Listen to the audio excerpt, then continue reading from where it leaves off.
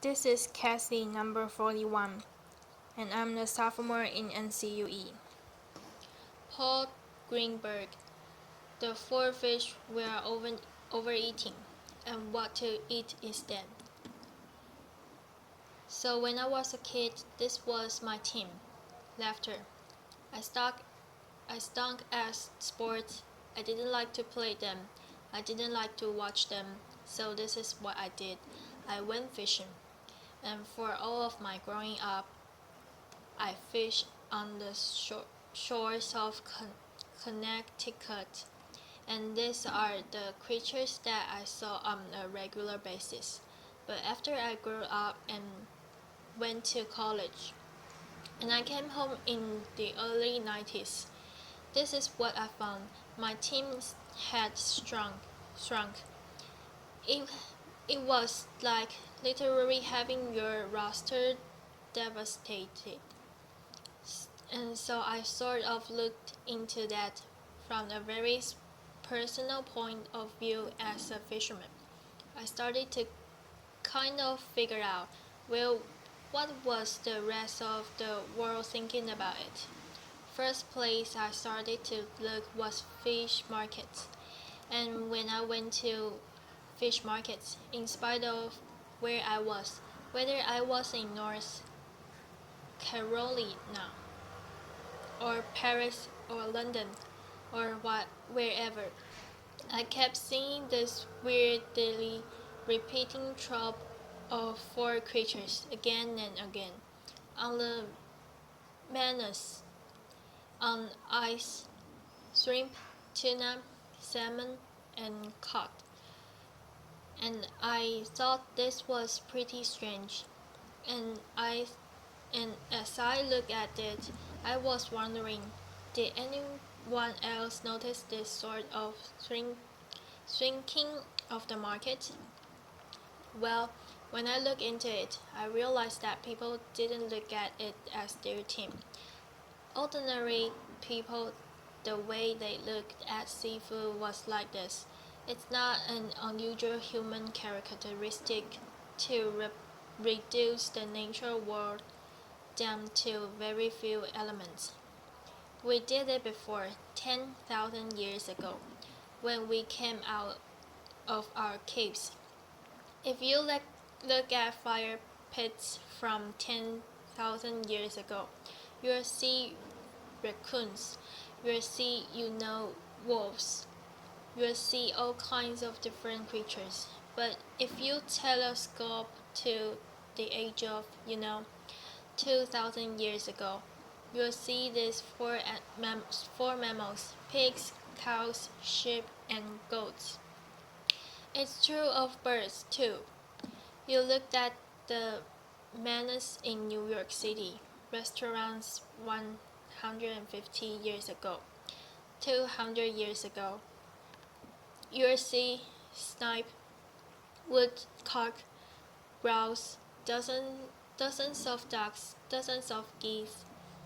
But telescope ahead to the age of modern animal husbandry, and you'll see for turkeys, ducks, chicken, and geese. So it makes sense that we've headed in this direction. But how have we headed in this direction? Well, first, it's a very new problem. This is the way we've been fishing the oceans over the last 50 years.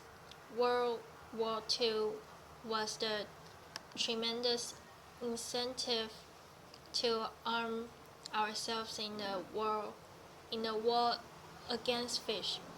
All of the technology that we perfected during World War II, sonar, lightweight polymers, all these things were redirected toward fish. And so you see this tremendous build-up in fishing capacity, quadrupling in the course of time from the end of World War II to the present time. And right now that means we're taking between 80 and 90 million metric tons out of the sea every year. That's the equivalent of the human weight of China taken out of the sea every year. And it's no coincidence that I use China as the example because China is now the largest fishing nation in the world. Well, that's only half the story. The other half of the story is this incredible boom in fish farming and aquaculture, which is now, only in the last year or two, starting to exceed the amount of wild fish that we produce. So that if you add wild fish and farm fish together, you get the equivalent of two Chinas created from the ocean each and every year. And again, it's not a coincidence that I use China as the example, because China, in addition to being the biggest catcher of fish, is also the biggest farmer of fish. So let's look though at the four choices we are making right now. The first one, by far the most consumed seafood in America and in much of the West, is shrimp. Shrimp in the wild as a wild product is a terrible product. 5, 10, 15 pounds of wild fish are regularly killed to bring 1 pound of shrimp to the market. They are also incredibly inefficient to bring to the market. In a recent study that was produced out of Dalhousie University, it was found that dragging for shrimp is one of the most carbon-intensive ways of fishing that you can find. So you can farm them, and people do farm them, and they farm them a lot in this very area. Problem is, the place where you farm shrimp is in this wild habitat, in mangrove forest. Now look at those lovely roots coming down. Those are the things that hold soil together, protect coast, create habitats for all sorts of young fish, young shrimp, all sorts of things that are important to this environment. Well, this is what happens to a lot of coastal mangrove forests. We've lost millions of acres of coastal mangroves over the last 30 or 40 years. That rate of destruction has slowed, but we are still in a major mangrove deficit. The other thing that's going on here is a phenomenon that the filmmaker Mark Benjamin called grinding Nemo. This phenomenon is very relevant to anything that you've ever seen on the tropical reef, because what's going on right now, we have shrimp draggers dragging for shrimp, catching a huge amount of bycatch. That bycatch in turn gets ground up and turned into shrimp food, and sometimes many of these vessels, manned by slaves, are catching this so-called trash fish that we would love to see on a reef, grinding them up and turning them into shrimp feed, and ecosystem literally eating itself and spitting out shrimp. The next most consumed seafood in America and also throughout the West is tuna. So tuna is this ultimate global fish. This huge management area have to be observed in order for tuna to be well managed. Our own management area, called a regional fisheries management organization, is called ICAT, the International Commission for the Conservation of Atlantic Tunas. The great naturalist Carl Savna once called it the international conspiracy to catch all the tunas. Of course, we've seen incredible improvement in ICAT in the last few years. There is total room for improvement, but it remains to be said that tuna is a global fish, and to manage it, we have to manage to the globe. Well, we could also try to grow tuna, but tuna is a spectacularly bad animal for aquaculture. Many people don't know this, but tuna are warm-blooded. They can heat their bodies 20 degrees above ambient temperature. They can swim at over 40 miles an hour, so that pretty much eliminates all the advantage of farming a fish, right? A farm fish is, or a fish is cold-blooded. It doesn't move too much. That's a great thing for growing protein. But if you've got this crazy wild creature that swims at 40 miles an hour and heats its blood, not a great candidate for aquaculture. The next creature most consumed seafood in America and throughout the West is salmon. Now salmon got its plundering too, but it didn't really necessarily happen through fishing. This is my home state of Connecticut. Connecticut used to be home to a lot of wild salmon. But if you look at this map of Connecticut, every dot on that map is a dam. There are over 3,000 dams in the state of Connecticut. I often said this is why people in Connecticut are so uptight after. If somebody could just unblock Connecticut, I feel that we could have an infinitely better world. Infinitely better world. But I made this particular comment at a convention once of national parks officers, and this guy from North Carolina sidled up to me. He said, you oughtn't be so hard on your Connecticut, 'cause we here in North Carolina, we got 35,000 dams, so it's a national epidemic. It's an international epidemic, and there are dams everywhere, and these are precisely the things that stop wild salmon from reaching their spawning grounds. So as a result, we've turned to aquaculture, and salmon is one of the most successful, at least from a number point of view. When they first started farming salmon, it could take as many as 6 pounds of wild fish to make a single pound of salmon. The industry has, to its credit, greatly improved.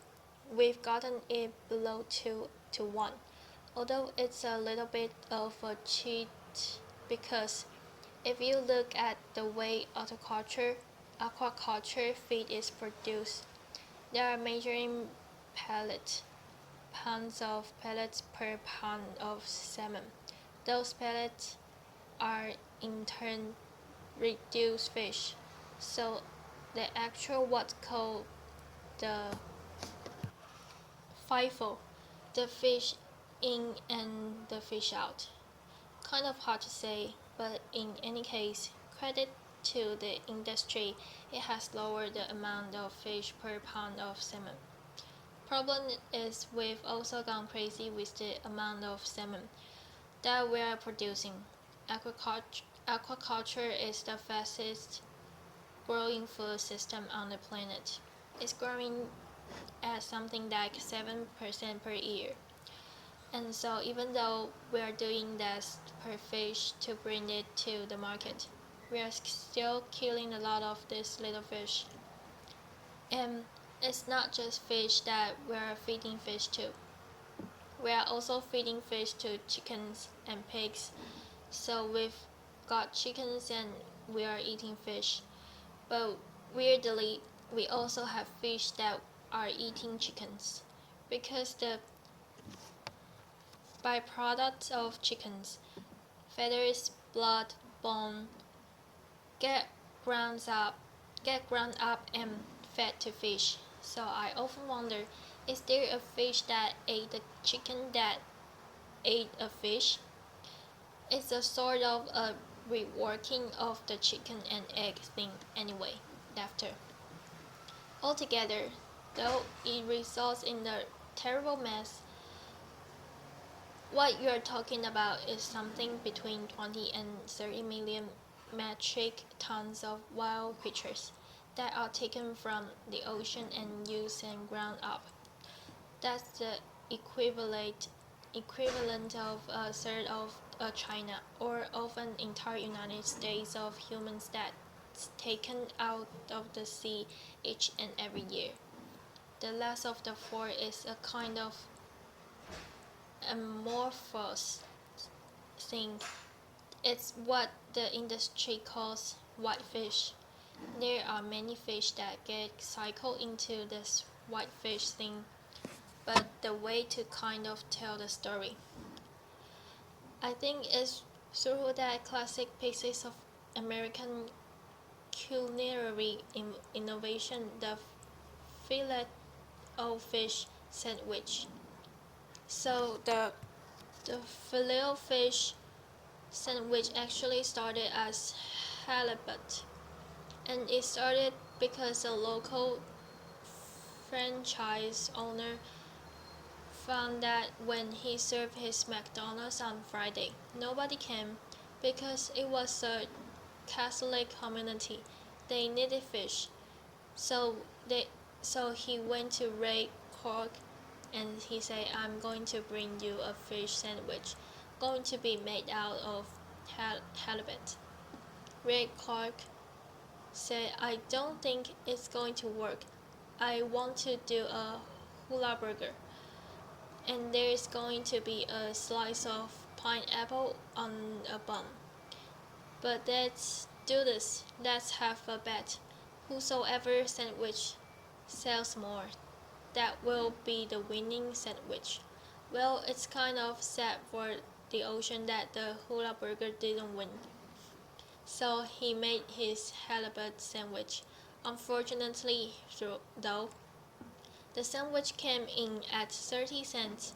Ray wanted the sandwich to come in at 25 cents, so he turned to Atlantic cod. We all know what happened to Atlantic cod in New England. So now that fillet fish sandwich is made out of Alaska pollock. It's the largest finfish fishery in the United States. 2 to 3 billion pounds of fish taken out of the sea every single year. If we go through the pollock, the next choice is probably going to be tilapia. Tilapia is one of the Tilapia is one of those fish nobody ever heard of 20 years ago. It's actually a very efficient converter of plant protein into animal protein, and it's been a godsend to the third world. It's actually a tremendously sustainable solution. It goes from an egg to an adult in 9 months. The problem is that when you look about the West, it doesn't do what the West wants it to do. It really doesn't have what's called an oily fish profile. It doesn't have the EPA and DHA omega 3s that we all think are going to make us live forever. So what do we do? I mean, first of all, what about this poor fish and the clubheads? The fish that represent a huge part of that 20 to 30 million metric tons. Well, one possibility that a lot of conservationists have raised this is eat them? Could we eat them directly instead of feeding them to salmon? There are arguments for it. They are tremendously fuel efficient to bring to market, a fraction of the fuel cost of, say, shrimp, and at the very top of the carbon efficiency scale. They also are omega-3 rich, a great source for EPA and DHA. So that is a potential. And if we were go to down that route, what I would say is instead of paying a few bucks a pound or a few bucks a ton really, and making it into aquafeed, could we have the catch and double the price for the fishermen and make that our way of treating this particular fish? Other possibility though, which is much more interesting, is looking at bivalves, particularly mussel. Now mussel are very high in EPA and DHA. They are similar to canned tuna. They are also extremely fuel efficient. To bring a pound of mussel to market is about a 13th of the carbon as required to bring beef to market. They require no forage fish. They actually get their omega-3s by filtering the water of microalgae. In fact, that's where omega-3s come from. They don't come from fish. Microalgae make the omega-3s. They are only bioconcentrate in fish. Mussel and other bivalves do tremendous amount of water filtration. A single mussel can filter dozens of gallons every single day. And this is incredibly important when we look at the world. Right now, nitrification, overuse of phosphates in our waterways are causing tremendous algal blooms.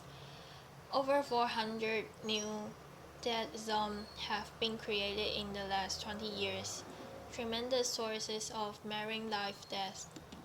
We also could look at not a fish at all. We could look at a vegetable. We could look at seaweed that helps all these different varieties of things that can be high in omega-3s, can be high in proteins. Tremendously good things. They filter the water just like mussels do. And weirdly enough, it turns out that you can actually feed this to cows. Now, I'm not a big fan of cattle, but if you wanted to keep growing cattle in a time and place where water resources are limited, you are growing seaweed in the water. You don't have to water it. Major consideration. And the last fish is a question mark. We have the ability to create aquaculture fish that creates a net gain of marine protein for us. This creature will have to be vegetarian. It will have to be fast growing. It will have to be adaptable to a changing climate, and it will have to have that oily fish profile, that EPA, DHD, omega-3 fatty acid profile that we are looking for. This exists kind of on paper. I have been reporting on this subject for 15 years. Every time I do a new story, somebody tells me We can do all that. We can do it.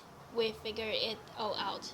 We can produce a fish that's a net gain of marine protein and has omega 3s. Great. It doesn't seem to be getting scaled up. It is time to scale this up. If we do 30 million metric tons of seafood, a third of the world catch stays in the water. So I guess what I'm saying is this is what we've been going with. We tend to go with our appetites rather than our minds. But if we went with this or some configuration of it, we might have a little more of this. Thank you. Applause.